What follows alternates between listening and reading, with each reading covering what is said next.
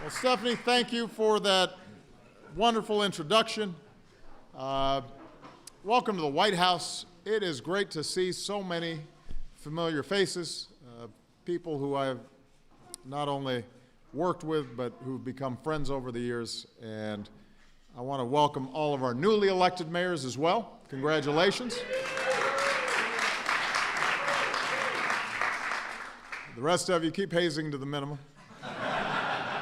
If they tell you got to carry their stuff and all that, that's not true. So don't let them take advantage of you. I'm not going to speak long at the outset, primarily because you already heard from Michelle, and I always suffer from the comparison. I know that she spoke to you today about ending veterans' homelessness, which is an issue that we all care so deeply about. But I did want to just make a few remarks at the top. And it echoes what Stephanie said in her introduction. You know, when I took office, I made it a priority to build a strong partnership with mayors in this room and all across the country. And thanks to all of you, America has made extraordinary progress over the past 7 years. Mayors can't wait for Congress. Mayors can't get stuck in partisan gridlock. We got Republican mayors here and Democratic mayors, but frankly, if you're a mayor, nobody cares what your party is. They care what you're getting done. You don't have time for a lot of bluster and baloney. Your constituents expect results. And that's why I think on so many issues, from fighting for working families, to combating climate change, to expanding high-tech jobs, to increasing the minimum wage, we have been able to work together to get a lot of things done. In fact, about 40 cities and counties have taken action to raise the minimum wage. 40 have taken action on paid family leave and paid sick leave. 20 cities and counties are competing in our Healthy Communities Challenge to get more uninsured folks signed up for health coverage. From Little Rock to San Diego, cities are putting people to work, retrofitting buildings so that they're more energy efficient. Earlier today, my administration announced that we are going to award 13 cities, states, and counties $1 billion to help build more climate-resilient communities.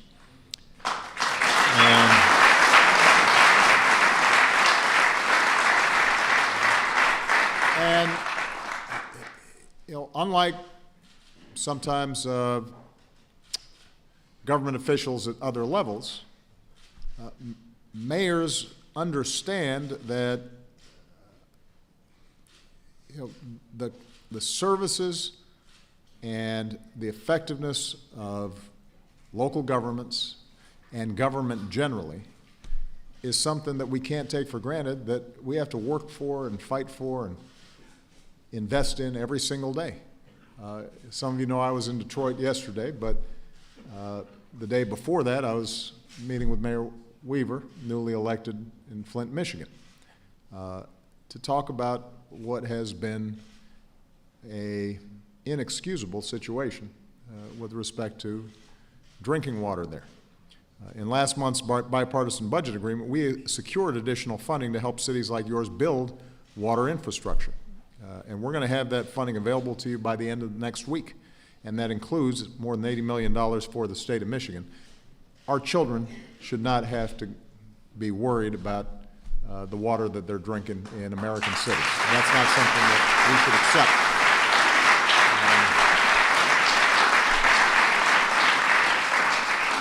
accept. All of you are facing some chronic challenges. They preceded your term in office, and we don't expect that we're going to solve all of them immediately, but the goal here is consistently to make progress. One of those areas where we all have concerns is when it comes to violence on our streets and what happens to our young people. And here again, we've been blessed with outstanding partnerships with so many of you. In places like Columbia, South Carolina, Mayor Steve Benjamin is implementing recommendations from our task force on community policing. In Oak Creek, Mayor Steve Scafidi, after seeing a terrible tragedy of gun violence in his community, has been, working to implement steps that can reduce gun violence in his area. The U.S. Conference of Mayors, understanding the importance of a global economy and making sure that U.S. businesses are creating U.S. jobs and that we're exporting, have been outstanding partners with us on promoting the trade, the Trans-Pacific Partnership, which is going to cut 18,000 tariffs on American-made goods and products.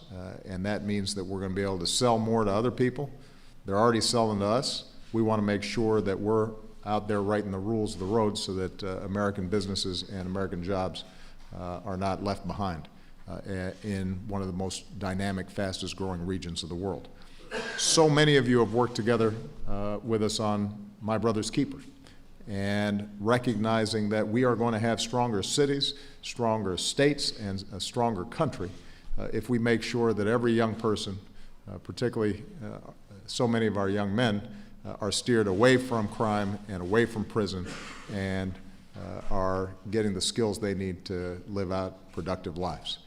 So we've accomplished a lot together on behalf of the American people. I could not be prouder of the work that we've done together. There's a lot more that I want to get done this last year. I still am pushing hard, and we have, I think, a real opportunity to get criminal justice reform done this year. We have to work together to combat the scourge of opioids and heroin that is spreading through so many of our communities across the country. We still have a lot of work we can do to improve our schools. We can work together to break down rules that stand in the way of building new housing and that keep families from moving to growing dynamic cities. And as I said last week, we need to keep fighting for a political system that reflects our best selves. And that, by the way, includes making it easier for people to vote, not harder.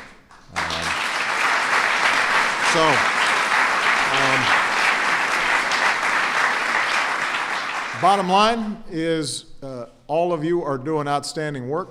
You are in the trenches every single day. You're not always getting a thank you.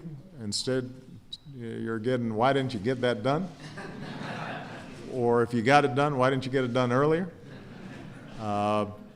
And I know the pace is relentless for mayors because people expect to see you every single day. But just in case you're feeling a little underappreciated, I hope that you understand how heartfelt my words of thanks are. I think that we have seen our cities take leadership, and we have seen transformations of communities across this country. And when cities are strong, the states that they're in are strong. And when cities are strong, America's strong. You're helping to create that strength. So thank you so much. I appreciate it. Thank you. Thank you, everybody.